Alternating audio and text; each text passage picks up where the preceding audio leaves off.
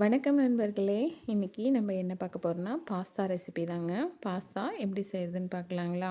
அதுக்கு ஒரு பாத்திரத்தில் தண்ணி ஊற்றிட்டு நல்லா கொதிக்க வச்சுக்கலாங்க. நான் ஒரு பவுல் பாஸ்தா எடுத்துக்கிறேன்.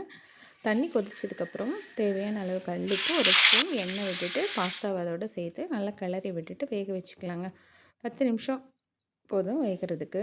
இப்போ 10 நிமிஷத்துக்கு அப்புறம் பாஸ்தா நல்லா வெந்துருச்சுங்க. இந்த போல் நல்லா வெந்து வந்ததுக்கப்புறம் பாஸ்தாவை நம்ம ஒரு பாத்திரத்தில் பச்சை தண்ணி வச்சுட்டு அந்த தண்ணியில் எல்லாத்தையும் எடுத்து போட்டுடலாங்க.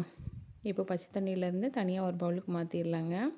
தண்ணியெலாம் நல்லா வடிச்சிட்டு ஒரு பவுலில் மாற்றினதுக்கப்புறம் இப்போது பாஸ்தாவுக்கு தேவையான பொருள்லாம் எடுத்து வச்சுக்கலாங்க. பெரிய வெங்காயம் 2 தக்காளி இது எல்லாத்தையும் பொடிசாக கட் பண்ணிவிட்டுங்க.